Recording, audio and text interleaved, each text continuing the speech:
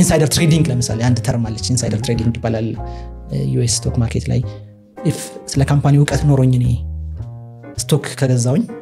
እና ከገዛው በኋላ በማግስቱ ስቶክ ቫልዩ ሃይ ቢሆን እና የሆነ $1 ሚሊዮን ባተርፍ እስር ቤት ነው የምገባው criminal even insider trading is a criminal. So what is insider trading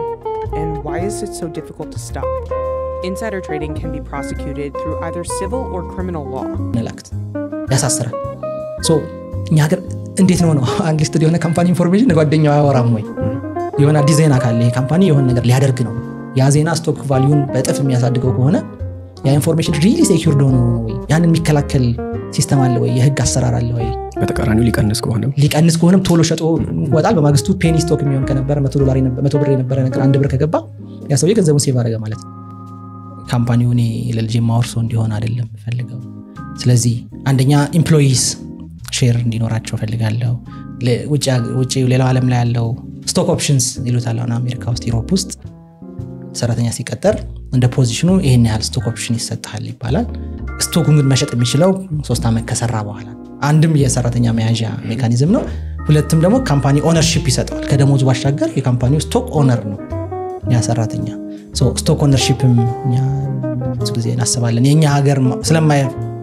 ስለማይፈቅድልን ነው እኛ ሀገር ካምፓኒ ኦነርሺፕ ከፈለግ ብልና ማስረጃ ሄደክ ትንን መተዳደሪያና መስረቻን መቀየር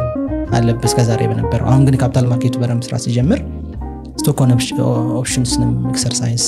ማድረግ እንፈልጋለን እነዚህ ቅድም ያልናቸው 50 ሼር ሆልደር ያስፈልጋል እና የሚሉት ደግሞ እሱ ደግሞ ሌላ ጊዜ ይጠይቁሃል አሁን እኛ ያሉን ካምፓኒዎች አንድ ሰው ለሶስት ሰው ተቋቋሙ ፒኤልሲዎች ናቸው ስለዚህ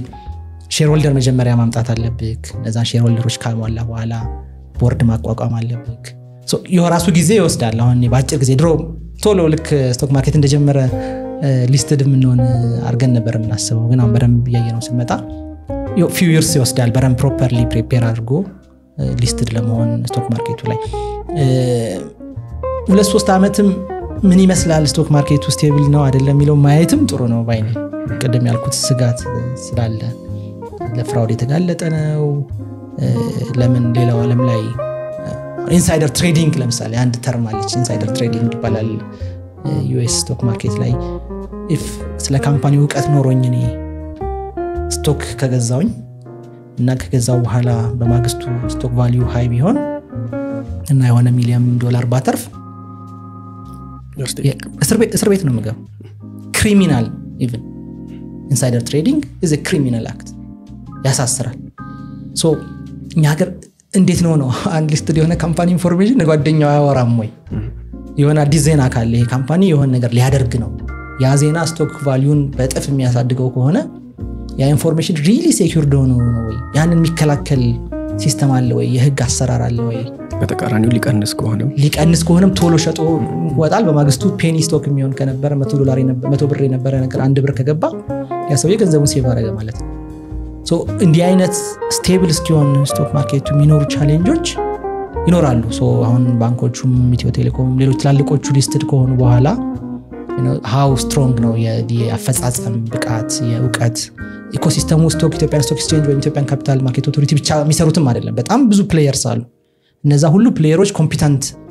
መሆን አለባቸው ማርኬቱን ስቴብል ለማድረግ ስለዚህ በዚህ ይሄ ማርኬቱ ስቴብል የሆነ እኛም ከጀርባ የራሳችንን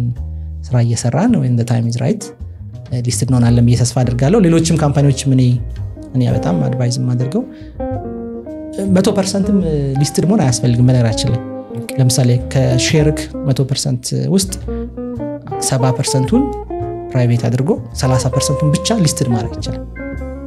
ሶ ኦፕሽንስ አሉ በቃ ማጆሪቲውን ለምሳሌ ፋውንደሮቹ አይ ማጆሪቲውን ሜንቴን እናደርጋለን ካሉ 51%ቸውን ይዘው 49%ን ብቻ